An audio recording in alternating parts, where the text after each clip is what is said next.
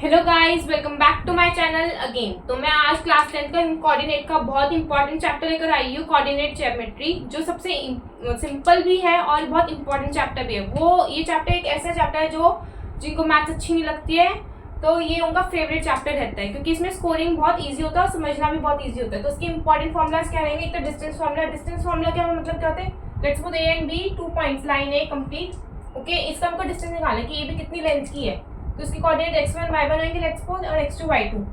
तो क्या करेंगे हम? x2 में से x1 माइनस करेंगे उसका स्क्वायर, y2 माइनस y1 का होल स्क्वायर और अंडर रूट। उससे हम सिंपली डिस्टेंस फार्मूला निकाल देंगे, मतलब डिस्टेंस कितना है। नेक्स्ट है सेक्शन फार्मूला। सेक्शन फार्मूला मतलब क्या होता है? लेट्स सपोज ये एक लाइन है दिस, उसकी कोऑर्डिनेट से x1 y1 और उसके कोऑर्डिनेट से x2 y2, और ये एक लाइन ऐसे जा रही, कट कर रही है। हमें नहीं पता कि किस रेशियो में कर रही है, तो उसका लेट m1 और m2 रेशियो में करें, m1:m2। तो मैं क्या करूंगी, कैसे निकालेंगे? बहुत सिंपल है। देखो हाथ मेरे, देखना कैसे मेरी फिंगर चल रही है। m1 को मैं क्रॉस करूंगी, m1 को x2 से करूंगी क्रॉस, और m2 को m1 से करूंगी। ठीक है ना? देखो m1 को x2 से करूंगी और m2 को x1 से क्रॉस है ना, 1 2 2 1 और m1 m2। ये किसके कोऑर्डिनेट से लेंगे? मेरे x के कोऑर्डिनेट्स, ये बीच के कोऑर्डिनेट्स x एंड y है, मेरा x निकला इससे। सिमिलरली अगर मेरे को y निकालना है तो खुद देखो क्या निकलेगा, खुद बनाओ फॉर्मूला, लर्न करने की जरूरत नहीं। m1 के साथ y2, अगेन अगर मैं m2 लेती हूँ तो y1 upon m1 m2, m1 plus m2।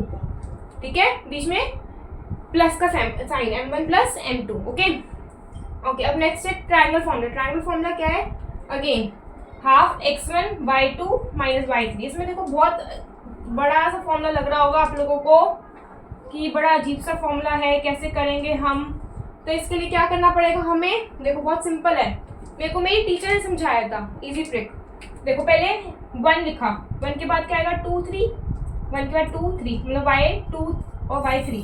अब 1 के बाद x2 की बारी आ गई, पहले 1 x2, अब 2 के बाद क्या आएगा? अगेन 2 के बाद 3, क्योंकि हमारे पास 1 2 3 नंबर ही होंगे, 1 2 3। अब 2 की बारी है तो 2 के बाद 3 फिर 1, 3 फिर 1, y3 y माइनस y1। अब मेरा है x3 की बारी है कि 1 ले लिया, 2 ले लिया, 3 ले लिया। अब x3 की बारी है।